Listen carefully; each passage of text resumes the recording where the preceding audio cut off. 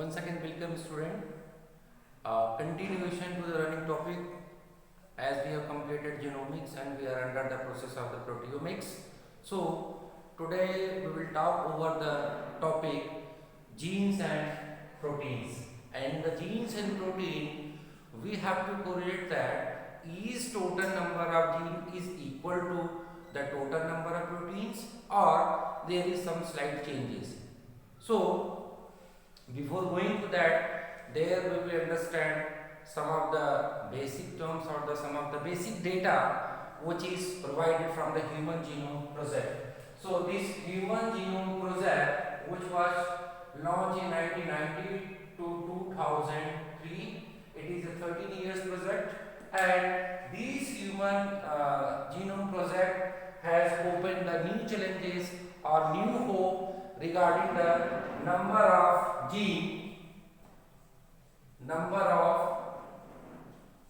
genes versus number of proteins. So the journey from genes to protein is a complex process. Why I am talking journey from genes to the protein is a complex process? Because of that, during this modification or during this functional process, what happened? The gene, that is the DNA, is having the instructions or the information that is produced in the functional molecule, and the functional molecule is known as proteins. Gene does not directly work or DNA directly does not work.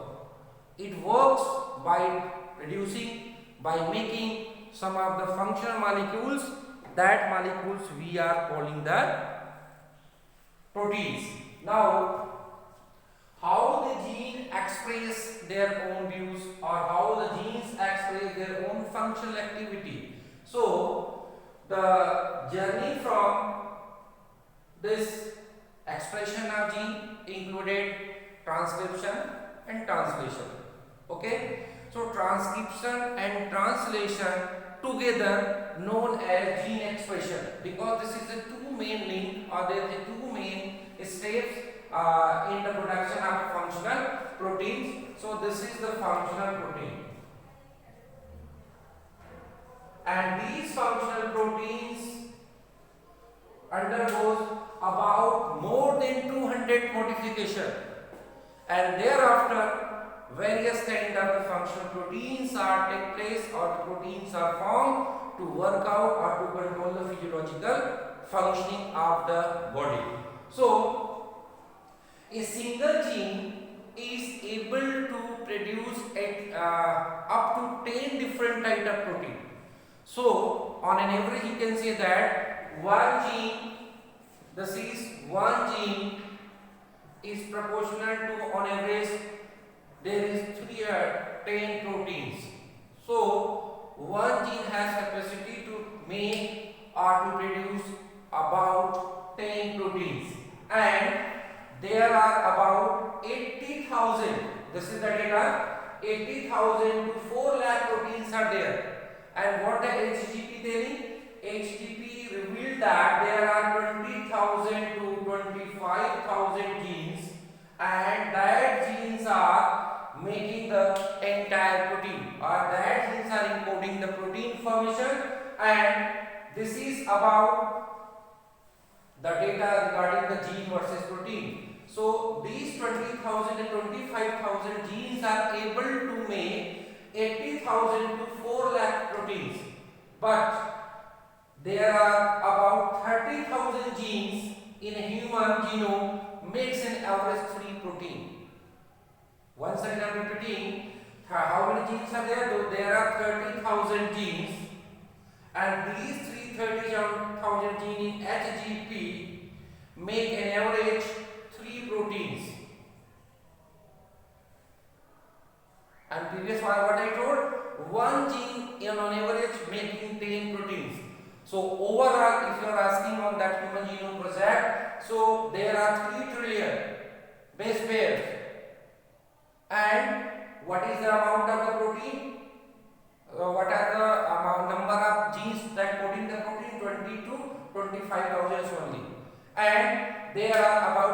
lakhs type of different proteins are forming in a human body.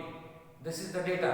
Now the question is that why does it need of modification, and what is the object, what is the aim of these modification of the proteins in the process of transcription or the translation. So this can be described that it is now clear that the total number of genes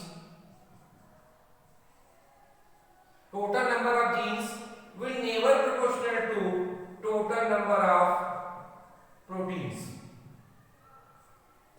In fact, the number of genes are already so many times to that of the proteins, and there is no linearity, there is no linear equation between the total number of genes versus total number of protein. Exactly, the number of genes are more than that protein.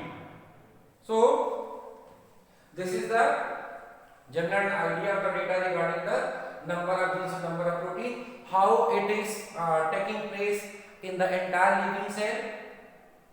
In the living cell, there are 3 type of genes are present. In our body, we have only 3 type of genes, and that 3 type of genes are called type 1 gene.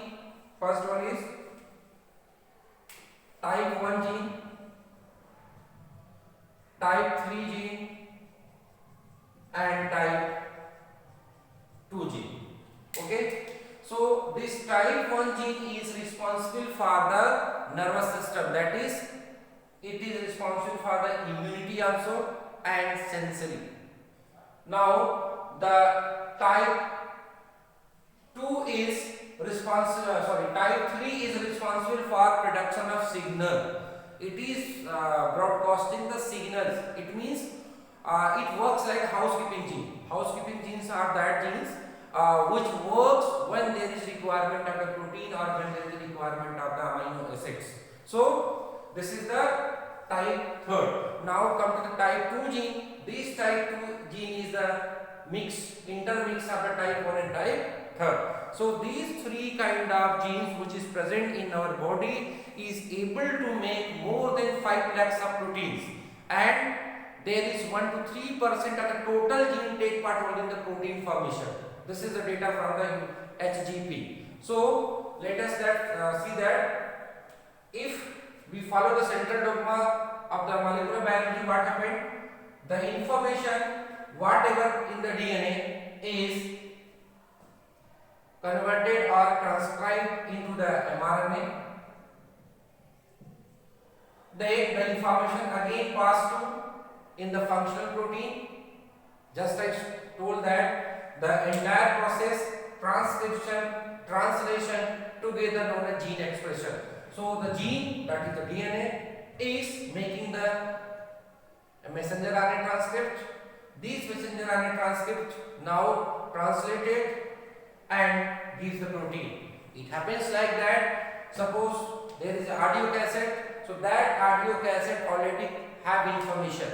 When there is a contact of this reel, that audio cassette, with the head of that transistor or the tape recorder, so the particular sound comes out. So that particular sound which comes out is the functional proteins.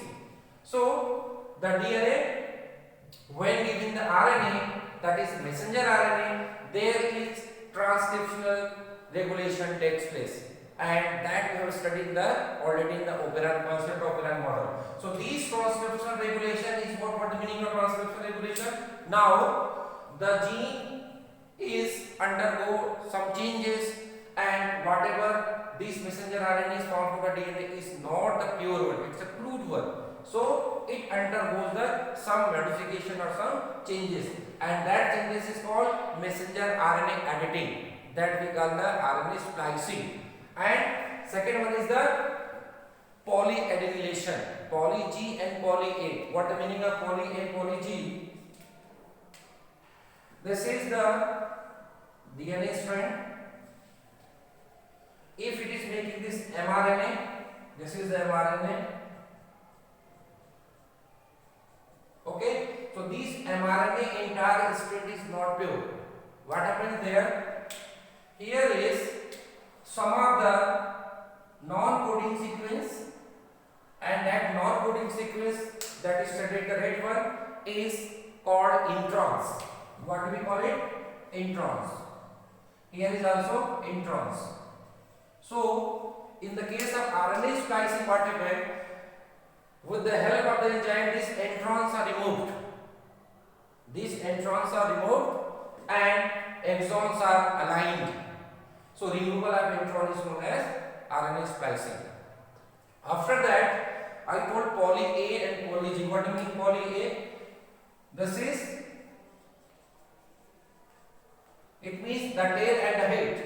So here will be the poly G, that is guanine, and A for adenine. So addition of adenine and the addition of guanine, that is called capping and tailing. Capping and tailing. Capping is addition of guanine and tailing addition of the adenine. So this is the transcription regulation, that is the first step. Thereafter, these mature mRNA, which is earlier were heterogeneous, now this mature mRNA is undergo the translational process.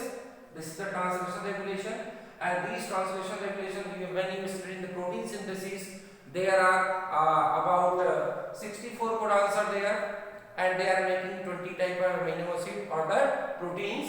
So these proteins, this RNA, which is having the information, coded information translated, and the functional proteins are formed. Now these functional proteins thereafter modified. I just told that there are more than 20 different type of modification takes place, and that finally we obtain the proteins of desired interest. So now after the modification, proteolysis, then post translational modification, thereafter localization. These are some of the steps. So overall, when the functional proteins are formed in the cell, that proteins are localized in the particular region of the cell organelle. It is stored there, and most of the protein that is stored in the cytoplasmic region also there. So after the formation of the protein is sent to the place for the localization or their conversion into the another products of cell. So this is the total number of gene versus protein, and it is clear that total number of gene never be equal to the total number of proteins, and on an average there is one gene is able to make about about 10 proteins. On if you are asking that 30,000 genes in human genome makes an average of 3 proteins. This is about the concept. Thanks for watching.